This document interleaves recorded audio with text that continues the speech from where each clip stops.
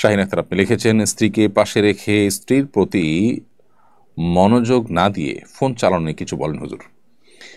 এই রোগটা, এই ব্যাধিটা আমাদের সমাজে প্রকট আকার ধারণ করেছে। এই কাজগুলো স্বামীরা যেমন করেন, স্ত্রীরা তেমন করেন। আপনার স্ত্রী পাশে আছেন, স্ত্রীর প্রতি আপনার মনোযোগ দেওয়া দরকার। বাহির থেকে আপনি এসেছেন, এখন পরিবারের হক, তাদেরকে অ্যাটেনশন দেওয়া দরকার। নবী সাল্লাল্লাহু আলাইহি ওয়াসাল্লামের সুন্নাহ হলো বাসা যখন থাকবো আমরা, তখন বাসার মানুষজনের হক আদায় করা, তাদেরকে সময় দেওয়া। সেটা না করে আপনি মোবাইলে আসক্ত হয়ে টিপাটিপি করছেন উদ্দেশ্যহীনভাবে। এটি অবশ্যই আপনার পরিবারের প্রতি আপনার অবহেলা, অমনোযোগিতা এবং দায়িত্বজ্ঞানহীনতা, যেটি কোরআন যে আল্লাহ নির্দেশ করেছেন, আশিরুহুন্না বিল মারুফ, তোমরা তোমাদের স্ত্রীদের সাথে সুন্দরভাবে দিনাতিপাত করো, যথাযথভাবে দিনাতিপাত করো, এটি তার বিপরীত। যার কারণে একজন আদর্শ মুসলমান এটি করতে পারেন না। ঠিক একইভাবে একজন স্ত্রী তার স্বামীর হক আদায় না করে তিনি ঘণ্টাকে ঘণ্টা ইউটিউবে, সোশ্যাল মিডিয়াতে, বিভিন্ন গ্রুপ ইত্যাদিতে এঙ্গেজ হয়ে আছেন। পরিবার, সন্তান সন্ততি, নিজের স্বামী, তাদের প্রতি যেভাবে মনোযোগী হওয়া দরকার, তাদের প্রতি যেভাবে মনোযোগী থাকা দরকার, তাদের জন্য নিজেকে প্রস্তুত করা, তাদের সাথে এঙ্গেজ থাকা যতটা প্রয়োজন, সেটা না করে তিনি মোবাইল ফোনে কিংবা টেলিভিশনে কিংবা সোশ্যাল মিডিয়া ইত্যাদিতে খুব বেশি সময় তিনি ব্যয় করছেন। তিনিও একই ভুল করছেন এবং একই অপরাধী। তো এই জায়গাটাতে আমাদের এই ব্যাধিটা দূর করা দরকার, যে সোশ্যাল মিডিয়ার আসক্তি কিংবা মোবাইল ফোনের টিপাটিপি, এটা যেন আমাদের পরস্পরের প্রতি যে কর্তব্য আছে, সেই কর্তব্যের জায়গা থেকে আমাদেরকে সরিয়ে না দেয়। আমরা যেন আসক্তির জায়গা চলে না যায়। আসক্তির জায়গা চলে গেলেই কিন্তু কর্তব্যর জায়গা থেকে সরিয়ে দিবে। স্বামী হিসাবে স্ত্রীর ভরণ পোষণের ব্যবস্থা করলেন, স্ত্রীর শারীরিক চাহিদা পূরণ করলেন, জাস্ট এটুকুই তার প্রতি আপনার একমাত্র কর্তব্য নয়। আপনি তাকে সময় দেয়া, তার কাজে সহযোগিতা করা, তার ভালো সঙ্গী হওয়া, তার সাথে একান্তে সময় কাটানো, এই সবগুলোই কিন্তু স্ত্রীর প্রতি আপনার যে কর্তব্যগুলো আছে তার মধ্য থেকে। সো সেগুলোর ব্যাঘাত সৃষ্টি হয় বা সেগুলোকে আপনাকে আদায় করতে দেয় না, সেরকম কোনো কাজ আপনার মধ্যে যদি থাকে, সেটা নিয়ে আপনার বারবার ভাবতে হবে এবং সেখানে সংশোধনী আনতে হবে। এই সোশ্যাল মিডিয়ার আসক্তি, মোবাইল ফোনের অতিরিক্ত ব্যবহার, এটা আল্লাহর থেকে আমাদেরকে দূরে সরাচ্ছে, বান্দার হক নষ্ট করাচ্ছে, জাহান্নামের দিকে আমাদেরকে নিয়ে যাচ্ছে। বিধায় বিষয়টা খুবই সিরিয়াস। এটা কে খুব হালকাভাবে দেখার কোনো কারণ নেই। এই জন্য স্বামী হোক আর স্ত্রী, নারী হোক আর পুরুষ, সবাইকে এ ব্যাপারে দায়িত্বশীল আচরণ করতে হবে এবং এই ব্যাধি থেকে মুক্ত হওয়ার, সুস্থ হওয়ার চেষ্টা চালাতে হবে। এর পরের প্রশ্ন হলো, আমি শক্তি বৃদ্ধির জন্য শরীর চর্চা করতে চাই, কিন্তু ইসলামী পন্থাতে আমি সেটি করতে ইচ্ছুক। নবী সাল্লাল্লাহু আলাইহি ওয়াসাল্লাম কি এই ধরনের শরীর চর্চা করেছিলেন? শরীর চর্চা যদি আপনি করতে চান সুস্থ থাকার প্রয়োজনে, তার শক্তি বৃদ্ধির প্রয়োজনে, যাতে করে এই শরীর চর্চা দিয়ে আপনি আল্লাহ ইবাদত করবেন, তাহলে সেটি ইবাদত হবে। নবী করিম সাল্লাল্লাহু আলাইহি ওয়াসাল্লাম শরীর চর্চাকে নেতিবাচকভাবে দেখেননি, বরং ইতিবাচকভাবে দেখেছেন। সাহাবীদের কেউ কেউ কোনো কোনো সময় এমন কোনো খেলাধুলা মেতে উঠেছেন যেটি শরীর চর্চামূলক, নবী সাল্লাল্লাহু আলাইহি ওয়াসাল্লাম দেখে সেগুলোকে উৎসাহ দিয়েছেন। এই মর্মে বিভিন্ন বর্ণনা আমরা পাই।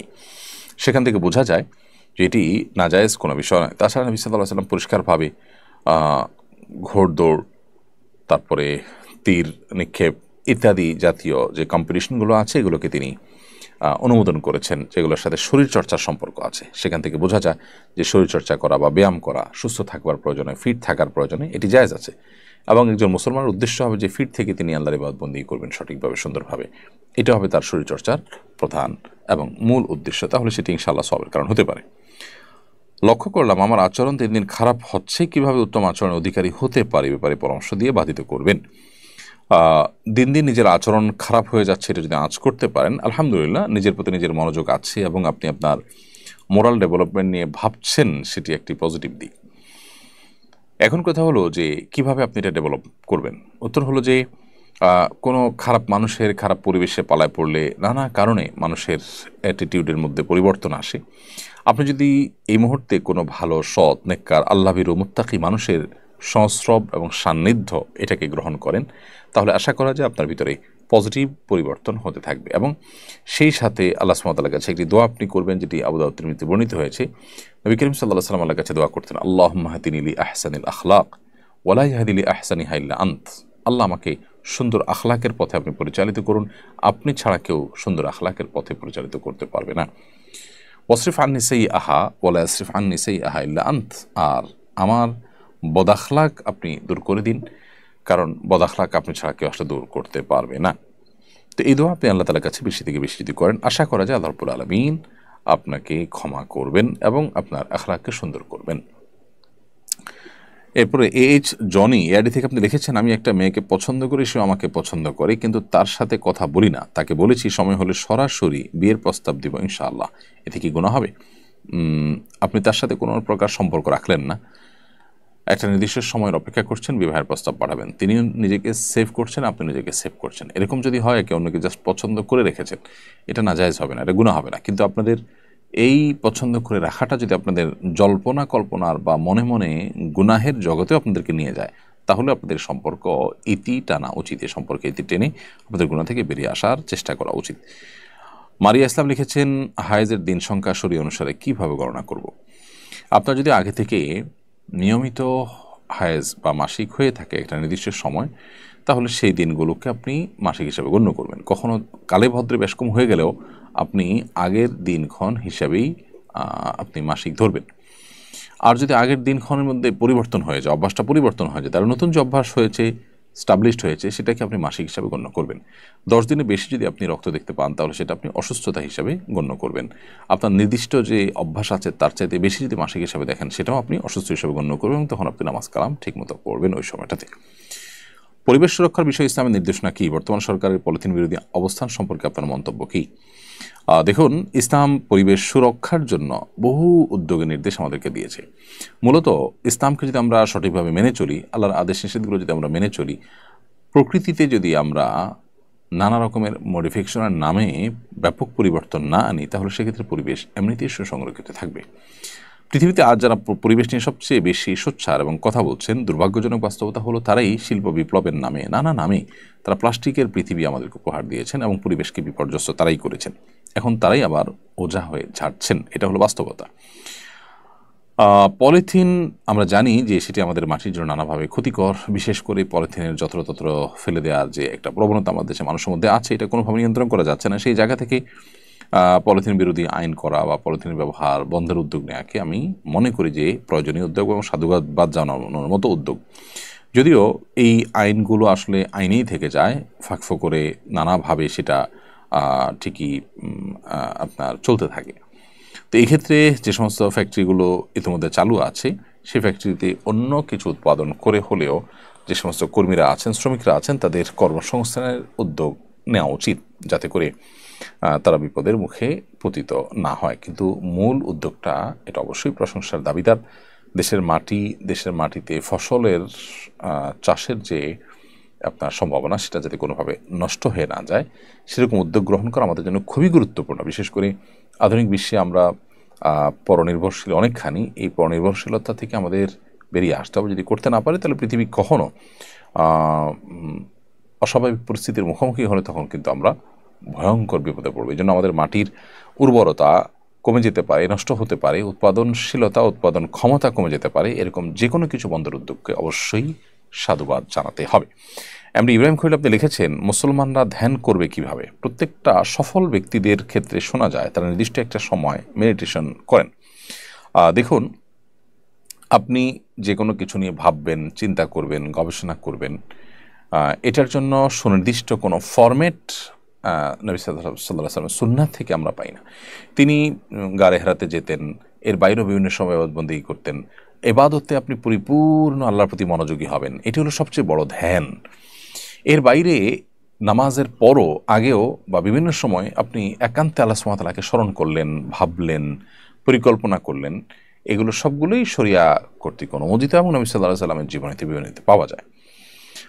মেডিটেশন বলতে যেটি বোঝায়, এটি অনেক ক্ষেত্রেই আমাদেরকে কুফরি বা আল্লাহর সাথে দ্রোহের যে নেটওয়ার্ক, সেই নেটওয়ার্কে নিয়ে যায়। আমরা অনেকেই এটাকে পজিটিভলি দেখি এবং বিধর্মীদের, বিশেষ করে মুশরিকদের পদ্ধতিতে এই ধ্যান করতে গিয়ে আমাদের অনেকেই ইসলামের ট্র্যাক থেকে হারিয়ে যান। এজন্য আপনার ধ্যান হতে হবে কোরআন ও সুন্নাহর প্রতি পরিপূর্ণ অনুসরণ করি, কোনো বিধর্মীদের আবিষ্কৃত কোনো ওয়ে থেকে নয়। সেগুলো আপাত দৃষ্টিকোণ থেকে দেখা যায় যে না, সেগুলোতে সমস্যার কোনো দিক নেই, কিন্তু সেগুলো প্রচণ্ড রকমের সমস্যা আমাদের জীবনে তৈরি করার সমূহ আশঙ্কা থাকে। যেসব ওষুধে হারাম উপাদান আছে, সেসব ওষুধ ব্যবহারের শরীয়তের বিধান কি? কোনো ঔষধে যদি হারাম উপাদান থাকে এবং ওই রোগের চিকিৎসার জন্য সেই ওষুধ ছাড়া আপাত কোনো বিকল্প যদি না থাকে, সেটি চিকিৎসা হিসাবে বা ঔষধ হিসাবে ব্যবহার করা জায়েজ হবে। আর কোনো কোনো ক্ষেত্রে দেখা যায় যে সে হারামটা মূলগতভাবে একেবারেই পরিবর্তিত হয়ে গেছে, তার কিছুই আর থাকে না, সেটা ভিন্ন বিষয়। আবার অনেক সময় দেখা যায় যে যেটাকে আমরা হারাম বলছি সেটাকে আসলে অ্যাবসোলিউট হারাম বলা কঠিন হয়। যেমন কিছু কিছু অ্যালকোহল আছে যে অ্যালকোহলগুলো আসলে অ্যাজ এ কেমিক্যাল ইউজ হয়, সেটা আসলে হারাম যে পানীয় অ্যালকোহল রয়েছে তার আওতায় পড়ে না। তো এখানে নানাবিধ বিষয় আছে। সবচেয়ে বড় কথা হলো যে হালাল এবং সন্দেহের ঊর্ধ্বে ওঠা যায়, থাকা যায় এরকম কোনো ঔষধ বা প্রতিষেধক থাকলে আপনি হারাম ঔষধ ব্যবহার করা বা সেটা প্রয়োগ করা উচিত নয়। যদি অন্য কোনো হালাল ঔষধ আপাত দৃষ্টিকোণ থেকে ভালো বিকল্প নয় এরকম মনে হয়, তাহলে সেক্ষেত্রে নির্বাহ হিসাবে আপনি হারাম ঔষধকে ব্যবহার করে সেটা না যায়, হবে না। শাহনাজ এটি থেকে আপনি লিখেছেন, ভাঙা আয়না দিয়ে মুখ দেখলে কি হায়াত কমে যায়? না, এটি সম্পূর্ণ কুসংস্কারাচ্ছন্ন বিশ্বাস। ভাঙা আয়না মুখ দেখলে হায়াত কমে না, বরং আপনি চাইলে ভাঙা আয়না মুখ দেখতে পারেন, এটা একান্ত আপনার ব্যাপার। শীতকালে আমি নিয়মিত গোসল করি না, আর জুমাবার আমি গোসল না করি মসজিদে গিয়ে নামাজ পড়েছি, এটা ঠিক হয়েছে কিনা? আমার মা আমাকে এই জন্য বকাঝকা করেছেন। আপনার নামাজ তো হয়ে গেছে, কিন্তু জুমার দিনে গোসল করাটা সুন্নাহ, আপনি গোসল না করে একটা সুন্নাহ থেকে বঞ্চিত হয়েছেন, অতএব আপনার মায়ের বকাঝকা ওই অর্থে ঠিকই আছে। আফিফ আনাস লাবিব আপনি লিখেছেন, বর্তমানে অনেক মসজিদ মাদ্রাসার টয়লেট ব্যবহার করার জন্য 5 টাকা 10 টাকা করে নেয়, এটা নিয়ে আপনার মন্তব্য কি? মসজিদ মাদ্রাসার টয়লেট ব্যবহারের জন্য 5 টাকা 10 টাকা করে যদি নেওয়া হয় এবং সেটা মসজিদ মাদ্রাসার উন্নয়নের কাজে লাগানো হয়, সেটাকে আমরা নাজায়েজ হিসেবে দেখার কোনো কারণ নাই বা নাজায়েজ বলার কোনো কারণ নেই। কারণ টয়লেটের নির্মাণ, এটার পরিচ্ছন্নতা, এটার রিপেয়ারিং ইত্যাদিতে যে খরচ খরচা হয় সেটার ভিত্তিতে এটাকে তারা অবশ্যই টাকার বিনিময়ে দিতে পারেন এবং সেই টাকাটা সংশ্লিষ্ট প্রতিষ্ঠানেই কল্যাণে ব্যয় হলো, এটি নাজায়েজ কোনো বিষয় নয়। আমার বিয়ের সময় মহর নির্ধারণ করা হয়েছে 10 লাখ টাকা, আমি আমার স্বামীর সঙ্গে এই মর্মে সমঝোতা করতে চাই যে তিনি আমাকে হজ করাবেন আর বিনিময়ে আমার মহর মাফ করে দিবেন, এটা কি জায়েজ হবে? হতে পারে। আপনার 10 লাখ টাকা যে মহর হয়েছে সেটাকে আপনি এক্সচেঞ্জ করলেন হজের মাধ্যমে। আপনি যদি সম্মত থাকেন যে হ্যাঁ আমি হজ করে দিলে আর আমার 10 লাখ টাকা দিতে হবে না, তাহলে সেক্ষেত্রে হজ তিনি 5 লাখে 7 লাখে বা কম বেশিতে করাতে পারলেও আপনার প্রতি আপনার তার যে কর্তব্য সেই কর্তব্য তিনি আদায় করে ফেলেছেন, ইনশাআল্লাহ মহরেতে আদায় হয়ে যাবে, আপনার হজ আদায় হবে। জাকারিয়া আহমদ লিখেছেন, আপনাকে মাহফিলে দাওয়াত দেওয়ার জন্য কীভাবে যোগাযোগ করব? ভাই জাকারিয়া আহমদ, আমি গত বছর থেকে ঘোষণা দিয়ে মাহফিল থেকে সরে এসেছি। মাহফিলের ফিল্ডে আমি দাওয়াতি কাজ করি না। একান্ত যে হাতে গোনা 2-4টি মাহফিলে দেখতে পান, বিচ্ছিন্ন ঘটনা দেখতে পান, সেগুলো একান্তই বিচ্ছিন্ন বিষয়।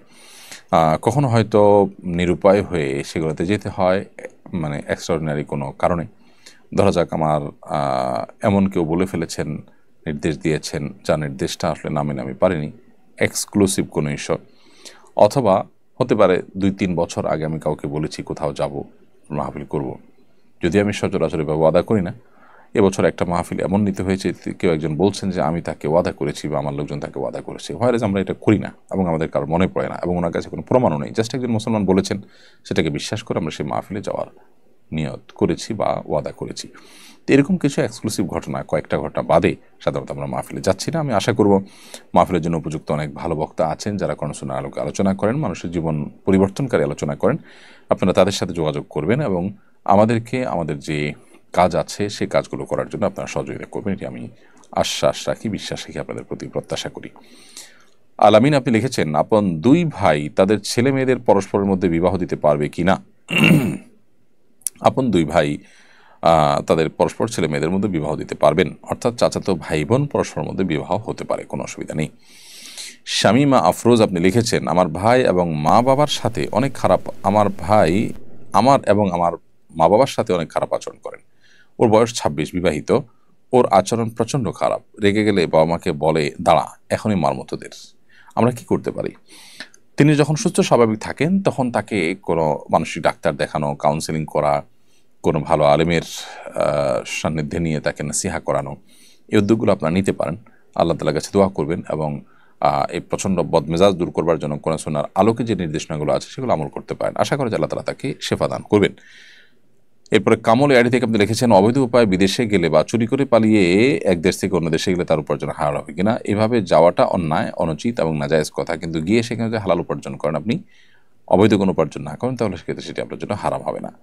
মোহাম্মদ হাবিব লিখেছেন, মেয়েরা ইসলামের অনেক বিধিবিধান মেনে চলছে কিন্তু শ্বশুর শাশুড়ির খেদমত করে না এবং স্বামীর আনুগত্য করে না, নানাভাবে মানসিক এবং শারীরিক কষ্ট দেয় শ্বশুর শাশুড়িকে, বলে কিছু বলুন। মানসিক বা শারীরিকভাবে যদি কষ্ট দেন তাহলে সেক্ষেত্রে তারা মুরব্বী, সিনিয়র, বাবার বয়সী, সেই হিসাবে তো অবশ্যই অপরাধ হবে, গুনাহের কারণ হবে। এবং শ্বশুর শাশুড়ির প্রতি রেসপেক্ট করা, অ্যাজ এ মা বাবার মতো বড়, তাদেরকে সম্মান করাটা আমাদের কর্তব্য। নবী সাল্লাল্লাহু আলাইহি ওয়াসাল্লাম বলেছেন, মাল্লাম ইয়াক্তুর কাবীরানা ফালাইসা মিন্না, যে ব্যক্তি আমাদের বড়দেরকে শ্রদ্ধা করে না তারা আমার উম্মত নয়, নবী সাল্লাল্লাহু আলাইহি ওয়াসাল্লাম বলেছেন। সো বড় হিসেবে তাদেরকে শ্রদ্ধা করতে হবে এবং সাধ্য অনুযায়ী তাদেরকে সেবা আপনি করবেন, এটা নৈতিক একটি দায়িত্ব। হ্যাঁ, যদি সেবা বলতে এখানে বোঝানো হয় একজন কাজের লোকের যে ডিউটি, সেই ডিউটি, তো সেটা করতে আসলে পুত্রবধূকে বাধ্য করার কোনো রাইট নেই। হ্যাঁ, একজন মুরব্বী, একজন বয়স্ক মানুষ আছেন, তার বিপদে, তার কষ্টে তার পাশে থাকা, এটা তো আমাদের নৈতিক দায়িত্ব, সেই জায়গা থেকে আমাদের এটা করা উচিত। তাছাড়া স্বামীর প্রতি আমাদের যে কমিটমেন্ট আছে, শ্রদ্ধা আছে, সেই জায়গা থেকেও স্বামীর অগোচরে তার অনুপস্থিতিতে তার বাবা মার প্রতি যত্নশীল হওয়া, এটা একজন দায়িত্বশীল ইমানদার নারীর কাজ। কিন্তু সেটা যেন ওই যে বললাম, তার উপরে তাকে কাজের মেয়ের মতো করে আননেসেসারি কাজের বোঝা তার উপরে চাপিয়ে দেওয়া যেন না হয়, সেটিও পুরুষদেরকে লক্ষ্য রাখতে হবে বা ছেলের পক্ষকে লক্ষ্য রাখতে হবে। এটা ঠিক যে অনেক মেয়ে তাদের মধ্যে দিনই বিষয়ে প্র্যাকটিস করার মানসিকতা আছে আলহামদুলিল্লাহ, কিন্তু শ্বশুর শাশুড়ির প্রতি তারা একেবারেই অমনোযোগী এবং এটাকে তারা একরকম বোঝা মনে করেন। এই অতি স্বাধীনতার একটা মানসিকতা আমাদের অনেকের মধ্যে আছে, এই জায়গাটা তাদের সংশোধন করতে হবে, ডেভেলপ করতে হবে। মোহাম্মদ ইউসুফ আহমদ লিখেছেন, রাগ করে কোনো মা সন্তানকে অভিশাপ দিয়েছেন, এখন মা বেঁচে নেই, অভিশাপ মুক্তির উপায় কি? মা যদি বেঁচে না থাকেন তাহলে সেক্ষেত্রে মায়ের কাছে এই সন্তানের আত্মমাপ চাওয়ার সুযোগ নেই। তিনি আল্লাহ তাআলার কাছে নিজের এই কৃতকর্মের জন্য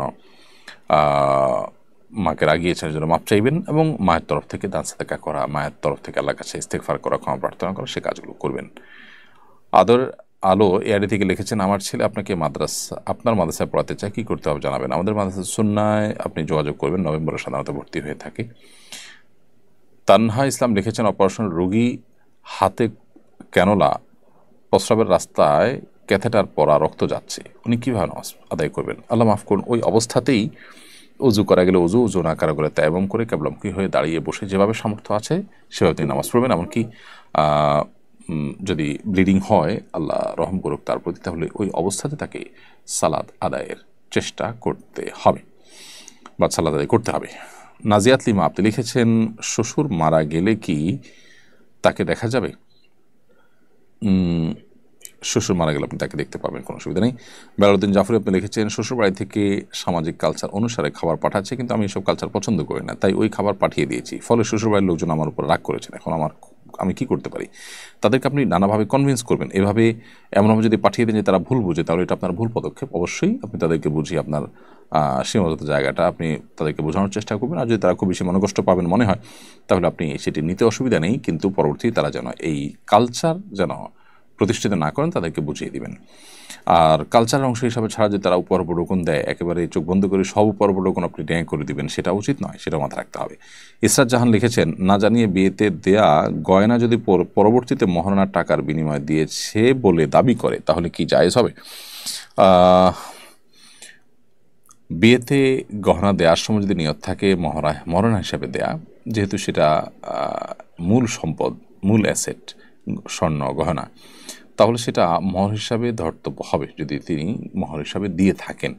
হ্যাঁ, ঘোষণা দেননি, সেটি তাদের ভুল ছিল, ঘোষণা তাদের উচিত ছিল, কিন্তু পরে যদি তারা বলেন যে আমাদের তখন উদ্দেশ্য ছিল এটাকে মহর হিসাবে দেয়া, তো এটা মহর হিসাবে ধর্তব্য হবে। রিফাত জাহান পাঞ্জেরি আপনি লিখেছেন, বাসায় স্বামীর সামনে জুনজুনি বাজে এমন নূপুর পরে থাকা যাবে কিনা? জি, যাবে। সৌরভ মণ্ডল লিখেছেন, আমার 20 বছর হয়েছে, আমি এখন নামাজ পড়তে পারি না, আমার করণীয় কি? আপনি নামাজ শিখে নেবেন, নামাজ শেখাটা আমাদের কর্তব্যের অংশ। একজন মুসলমান 20 বছর বয়সে নামাজ না পারলে সেটা দুর্ভাগ্যজনক বিষয়। নামাজ শেখাটা জটিল কোনো কাজ নয়, অনেক কিছু আপনি শিখেছেন। সো নামাজ পড়া শেখার চেষ্টা করলে অনলাইন থেকেও আপনি নামাজ খুব সহজে শিখে ফেলতে পারবেন। এমডি মাশরুফ আপনি লিখেছেন, ছোট বাচ্চাদের শনি মঙ্গলবার চুল কাটলে কি কোনো অমঙ্গল হয়? ছোট বাচ্চাদের শনিবারে বা মঙ্গলবারে চুল কাটলে অমঙ্গল হওয়ার কথাটা কুসংস্কারের জন্য ভুল কথা, যে কোনো দিন চুল কাটা যেতে পারে। রুহি আরবি রিক্তা লিখেছেন, আমার ছেলে মেয়ে মাদ্রাসায় পড়ে, আমার ছেলে মেয়ের জন্য দোয়া দরখাস্ত। অবশ্যই আপনার ছেলে মেয়ের জন্য দোয়া করে আল্লাহ তাদেরকে পরিপূর্ণভাবে আলেম দিন হিসাবে কবুল করুন, তিনি দাওয়াত হিসাবে দাওয়াত দেওয়ার জন্য উপযোগী করুন আল্লাহ তাআলা। মোহাম্মদ আরিফুল ইসলাম আরিফ লিখেছেন, আমি একজন কলেজ ছাত্র, কলেজে আসার অবসর পেলে আমি দাবা ও ক্যারাম খেলি, এগুলো জায়েজ আছে কিনা? না, এগুলো জায়েজ না। অবসর সময় আপনি আপনার প্রোডাক্টিভ কোনো কাজ করবেন, শরীরচর্চামূলক কোনো কাজ করতে পারেন। শাহিনা আক্তার লিখেছেন, বডি লোশন গায়ে মাখলে নামাজ হবে কিনা? নামাজ হয়ে যাবে, তবে সেই বডি লোশনে হারাম কিছু আছে কিনা সেটা আপনি জানার চেষ্টা করবেন। আব্দুল্লাহ নিহান লিখেছেন, মসজিদের ছাদে কি বাসা বাড়ি করতে পারবো? না, মসজিদের যেখানে মসজিদ হবে সেটা পাতাল থেকে না আকাশ পর্যন্ত পুরাটুকুই মসজিদ হিসাবে বিবেচিত হবে। সো মসজিদ রিলেটেড কোনো কিছু, মসজিদের স্বার্থ সংশ্লিষ্ট কিছু ছাড়া সেখানে আসলে ব্যক্তি মালিকানাধীন বা কোনো ঘর বাড়ি করা যাবে না। রিহানা খানম লিখেছেন, আমি আমার বাচ্চাদের মাঝে মধ্যে বকা দেই, আমার কি গুনাহ হচ্ছে? বকা দিতে গিয়ে যদি আপনি গালমন্দ না করেন, নোংরা কোনো কথা না বলেন, তাহলে সেক্ষেত্রে সেটি জায়েজ আছে, বাচ্চাদেরকে সংশোধন করবার প্রয়োজনে। প্রিয় দর্শক, দেখতে দেখতে অনুষ্ঠানের একেবারে শেষ প্রান্তে আমরা চলে এসেছি এবং অনেকগুলো প্রশ্ন উত্তর আজকে দেওয়ার চেষ্টা করেছি। ইন আসাবতু ফামিন আল্লাহ, যদি সঠিক কিছু বলে থাকি আল্লাহর তরফ থেকে হয়েছে। আর ওয়াইন আখতাতু ফামিন মিনাশ শাইতান, যদি আমি ভুল কোনো প্রশ্ন উত্তর দিয়ে থাকি, ভুল কোনো কথা বলে থাকি, সেটি আমার এবং শয়তানের তরফ থেকে। আল্লাহ তাআলা আমাদের সকলকেই যে কথাগুলো আমরা জানলাম, শুনলাম, বুঝলাম, সেগুলো অনুযায়ী আমল করার তৌফিক দান করুন। জাযাকুমুল্লাহ খাইরান। আসসালামু আলাইকুম ওয়া রাহমাতুল্লাহি ওয়া বারাকাতুহু।